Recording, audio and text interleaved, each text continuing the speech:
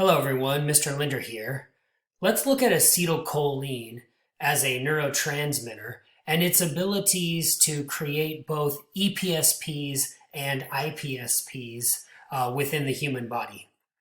So acetylcholine is an important neurotransmitter that's able to create both excitatory and inhibitory postsynaptic potentials. So we say acetylcholine is able to create EPSPs and IPSPs.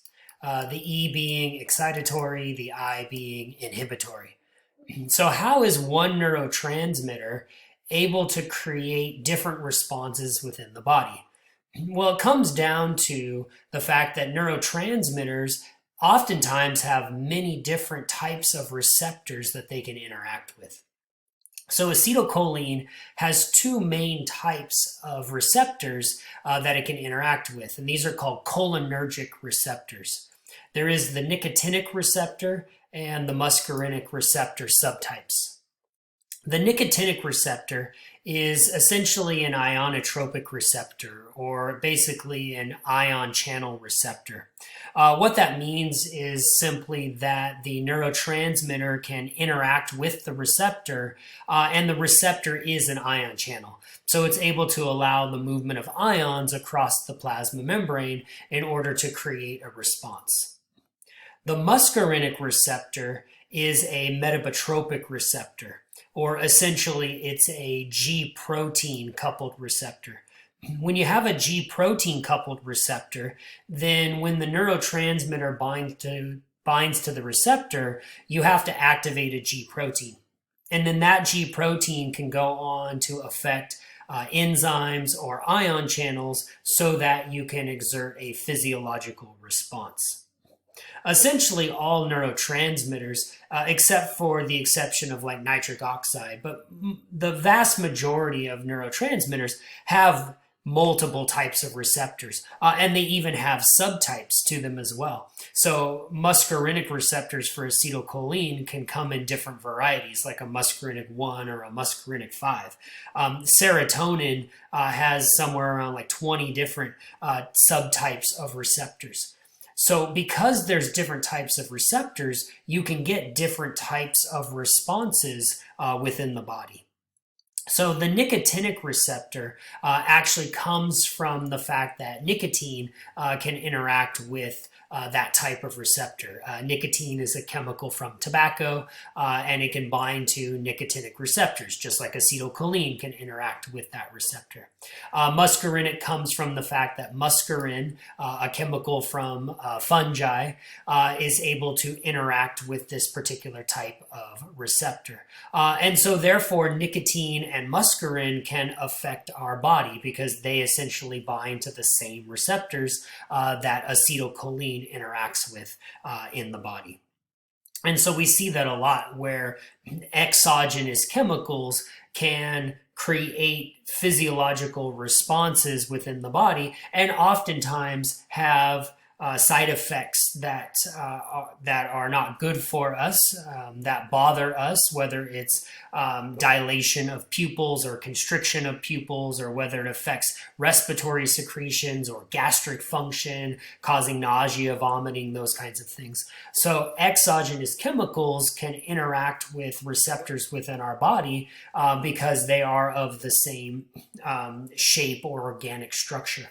And so nicotine and muscarine affect us because they interact with the same acetylcholine type receptors.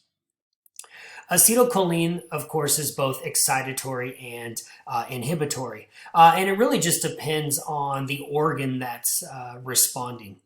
So acetylcholine can open ligand-gated channels using nicotinic receptors, or it can activate G protein-coupled receptors using the muscarinic, and we can get varying types of responses. For example, in the central nervous system, acetylcholine can interact with both nicotinic or muscarinic, so location of receptors.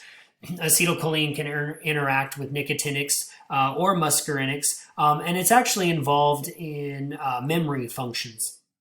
So acetylcholine will have receptors in the hippocampus of the brain, cerebral cortex of the brain, and it's actually involved in functionality for memory and also consolidation of short-term memory into long-term memory. Because of that association, we know that Alzheimer's disease actually affects or is affected by the lack of acetylcholine being able to activate receptors within the central nervous system. The plaques that form in Alzheimer's can disrupt these cholinergic neurons, and that can lead to memory loss. Some doctors will prescribe cholinesterase inhibitors so that we can attempt to increase the amount of acetylcholine available to these patients so that we can enhance memory function. In the peripheral nervous system, you're going to see varying types of responses, and that's again because these receptors are found in different locations. So in the periphery, you've got acetylcholine receptors associated with skeletal muscle, associated with autonomic neurons, smooth muscle, cardiac muscle, endocrine and exocrine glands for muscarinic receptors. And so you're going to get varying types of responses just based on the type of receptor and the organ involved. One of the main examples that you look at in physiology is the nicotinic receptor in the periphery.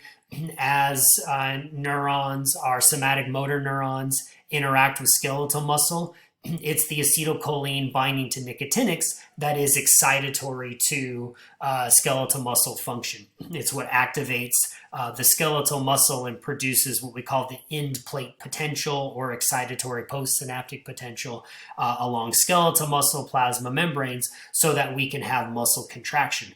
So acetylcholine is very important in our skeletal muscle activation. But it's also important in slowing down heart rate because acetylcholine has a parasympathetic effect on the heart. So it slows down the heart, and that's because there's muscarinic receptors associated with the cardiac muscle. So different antagonistic chemicals can affect how the body will respond. For example, curare is a good example of an antagonistic chemical that will affect nicotinic receptors at the level of skeletal muscle. And so curare can cause flaccid paralysis.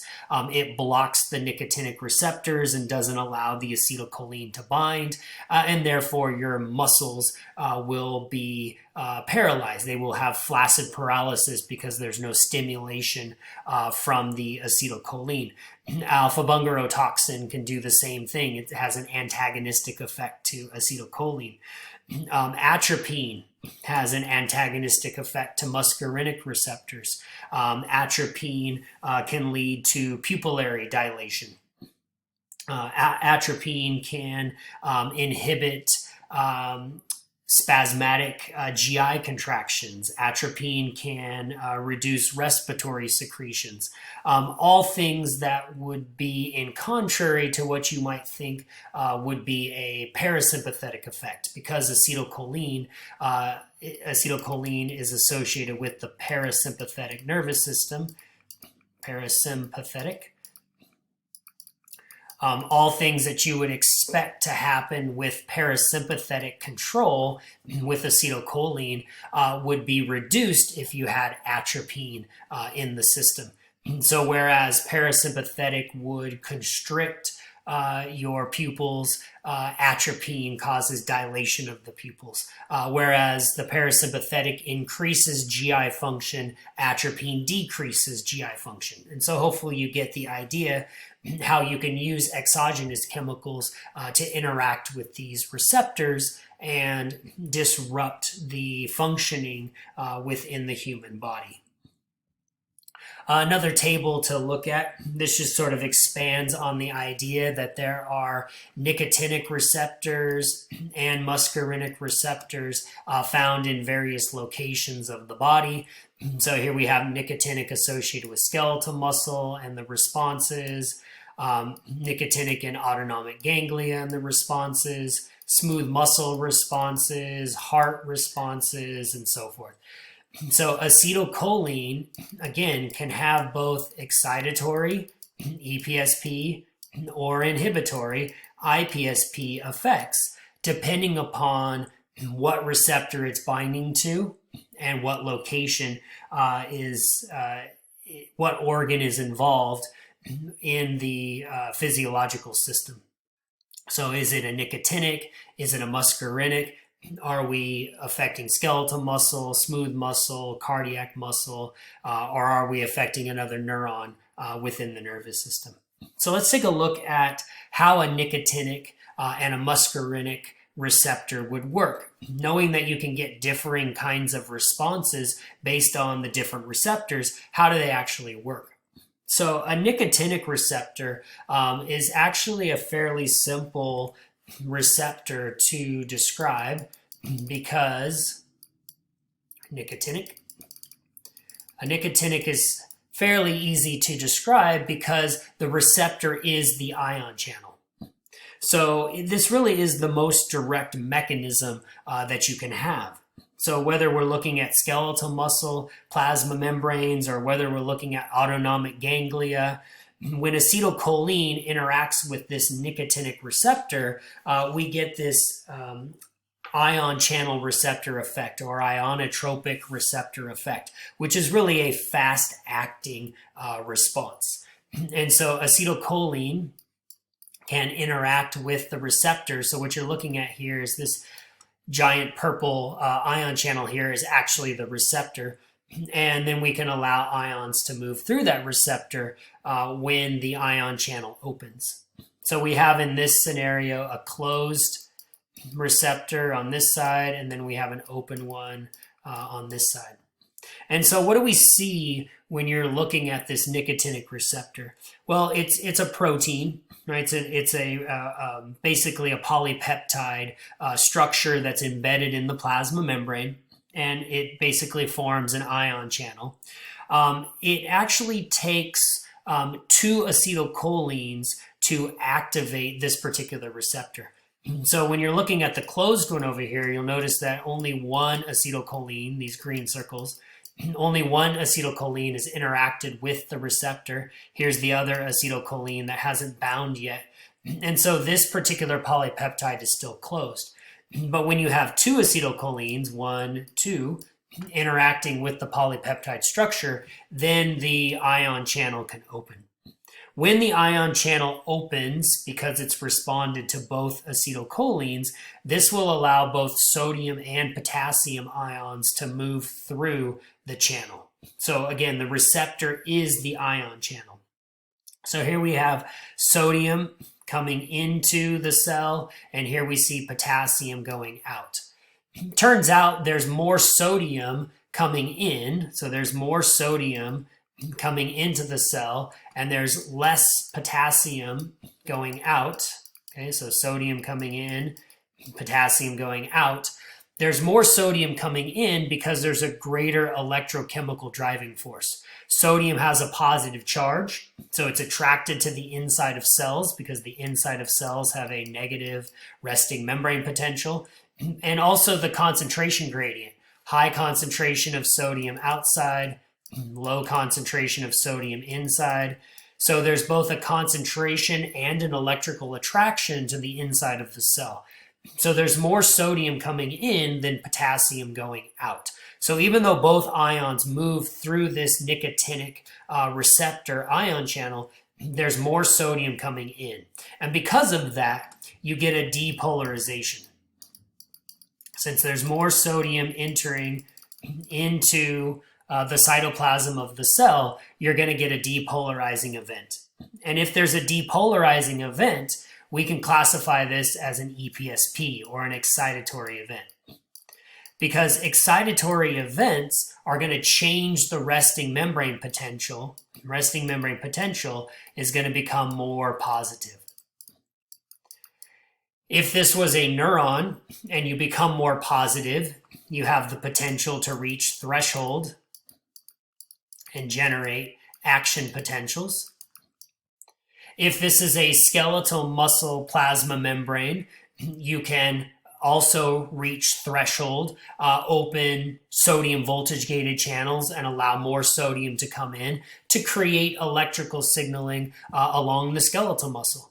So the goal here with these nicotinic receptors is to cause a depolarizing event so that you can have an excitatory postsynaptic potential that eventually will lead to electrical signaling and allow for a physiological event to take place. For example, contraction of skeletal muscle.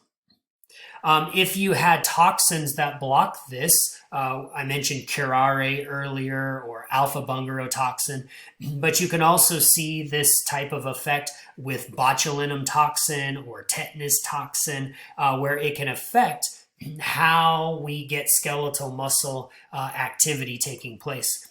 For example, with botulism or botulinum toxin, so botulinum toxin, what's happening with this particular toxin is that it's basically inhibiting the exocytosis of acetylcholine.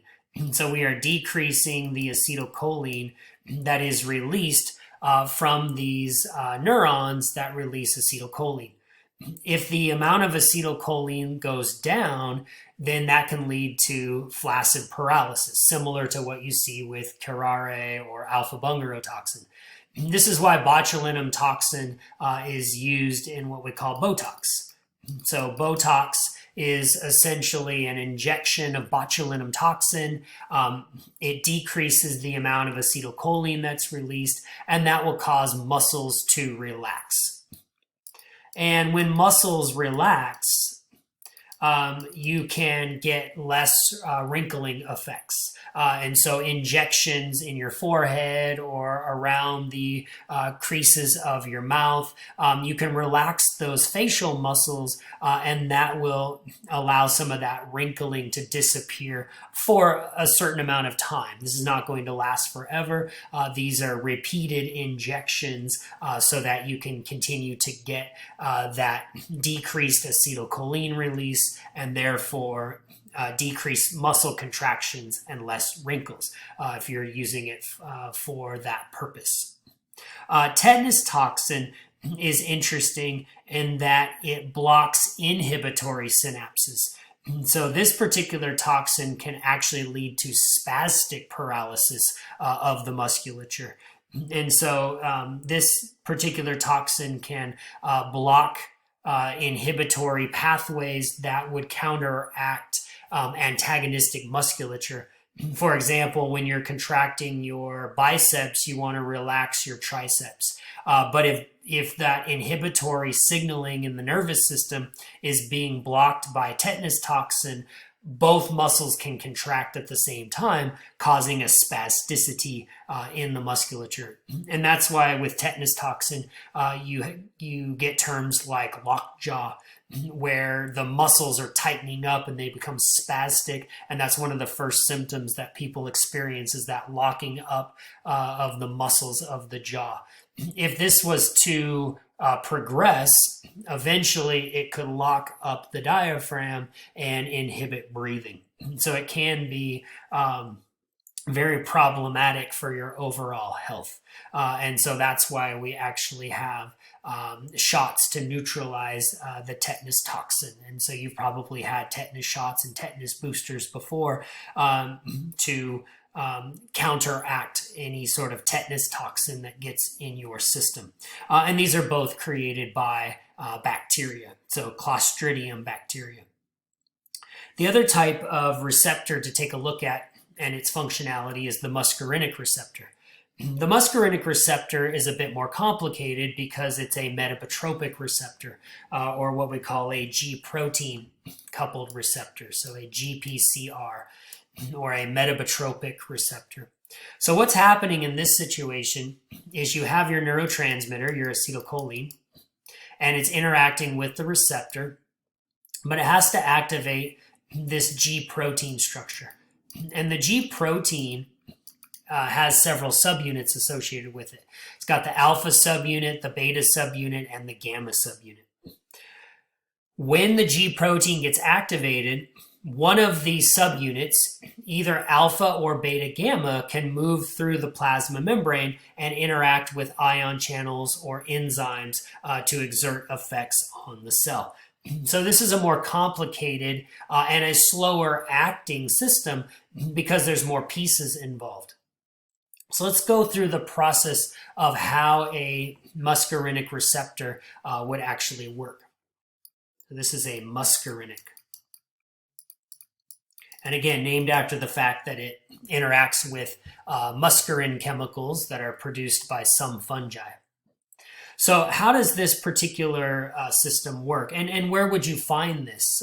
You could find this again in cardiac muscle tissue or smooth muscle tissue.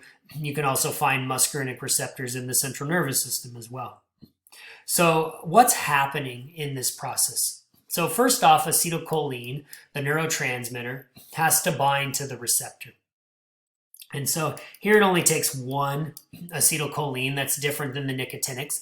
Nicotinics took two chemicals binding, but this is one chemical interacting with the receptor. Once the neurotransmitter binds to the receptor, you activate the G protein. So what does it look like when you activate the G protein? The G protein has three parts to it: alpha, beta, gamma. It also has GDP attached to it, a low energy form in the body. GTP being the higher energy form, GDP and GMP being lower energy forms. When you activate the G protein, they're going to split. So you're going to get an alpha subunit and you're going to get a beta gamma subunit. One of the subunits is going to pick up energy. So in this example here, they're showing the beta gamma moving through the plasma membrane. So that must have picked up the GTP, the higher energy form. And so it moves through the plasma membrane, and then it's going to interact with, again, either ion channels. In this example, it's an ion channel, but it could also interact with an enzyme in the plasma membrane and do some form of work that way. But in this example, we're looking at an ion channel. And when that subunit interacts with the ion channel, it can open the ion channel, it could close the ion channel. In this example, we're seeing that we're opening the ion channel. So GDP, let me go back there. So GDP, I'll redraw this for you. So we have alpha, beta, gamma when it splits. The GDP falls off. And then the active subunit, beta gamma, let's say this time, picks up the high energy GTP and it moves through the membrane. So we have neurotransmitter binding receptor, activation of the G protein, GDP falls off, active subunit picks up GTP and it moves through the plasma membrane, binding to an ion channel or an enzyme, depending upon what the functionality is of this particular cell. Let's say, for example, this is cardiac muscle. So let's say we're looking at cardiac muscle. And we're looking at particularly the SA node. The SA node is the pacemaker for the heart. And it's really just a modified cardiac muscle cell. So the SA node has a muscarinic receptor. I'll put M there for a muscarinic receptor. When acetylcholine interacts with that muscarinic receptor, it results in decreased heart rate. What happens is the SA node slows down its signaling and the heart beats slower. But how does that take place? So what's happening in the plasma membrane of this SA node cell? Well, what's happening is the beta gamma subunit with its GTP has moved through the membrane and it's bound to the ion channel. So here's the beta gamma with its GTP attached to the ion channel. And it causes this ion channel to open. And it turns out that this ion channel is a potassium ion channel. And so we're allowing potassium to flow out of this SA node cell. When potassium leaves the cell, it causes a hyperpolarization. And hyperpolarizations have an inhibitory effect. So what we're getting here is an IPSP, essentially. We're getting inhibitory postsynaptic potentials. And so this outward flow of potassium is going to basically slow down the overall depolarization of the SA node. The SA node's still going to depolarize, and it's still going to send an electrical signal, but it's going to take longer for it to take place. And if that's the case, your heart rate is going to slow down. So acetylcholine on cardiac muscle can actually slow down the tissue by slowing the SA node response. And it does it through opening potassium ion channels. In order to close the potassium ion channel, you're going to split off a phosphate. So you're going to release energy. That's going to allow the beta gamma subunit then to move back through the plasma membrane. So it's going to go back and it's going to interact with the alpha subunit. So in this example up here, if the beta gamma loses a phosphate and now it has GDP attached to it, the ion channel will close. So we're going to close the ion channel. And then this subunit's going to move back through the plasma membrane and recombine with the alpha subunit to reform the original G protein that you started with. And then you can use that G protein again. So this is the G protein mechanism utilizing the muscarinic receptor. In order to stop this, you would use acetylcholinesterase to break down acetylcholine. Acetylcholinesterase is an enzyme that can break down acetylcholine, and then you can reuptake the acetate and choline portions back into the neuron from where it came from. It turns out that in some disorders, I'll show you right here, this is acetylcholinesterase. Acetylcholinesterase is an enzyme, and it can degrade that acetylcholine neurotransmitter. It turns out in disorders like Myasthenia Gravis, Myasthenia Gravis is an autoimmune disease that basically begins to destroy your nicotinic receptors, and it'll block the effects of acetylcholine. If you use acetylcholinesterase inhibitors, you can keep the levels of acetylcholine elevated in the synaptic cleft, and that can help to treat the symptoms of myasthenia gravis. The more acetylcholine there, the more receptors it can try to interact with, and you can try to alleviate some of the symptoms. The receptors are being broken down from the autoimmune condition, but at least you can alleviate some of the symptoms by elevating or increasing the amount of acetylcholine that you have. If you want more information on G protein effects, you can take a look at this step-by-step process. And this talks about how you go through the activation of a G protein complex and how you can release your GDP and how you can move subunits through the plasma membrane and can interact with ion channels or enzymes to exert work. Turns out that muscarinics, though, unlike nicotinics, can be both excitatory or inhibitory depending upon your location in the body. So I wanted to show you nicotinics first as an excitatory type receptor, so you get EPSPs. And I wanted to contrast that with muscarinic types that are inhibitory.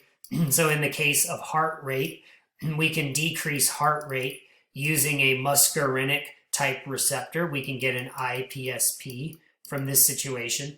But there are muscarinic receptors that are also excitatory like nicotinics. So what we see in the digestive tract, where we can be excitatory to smooth muscle and cause contractions in the GI tract.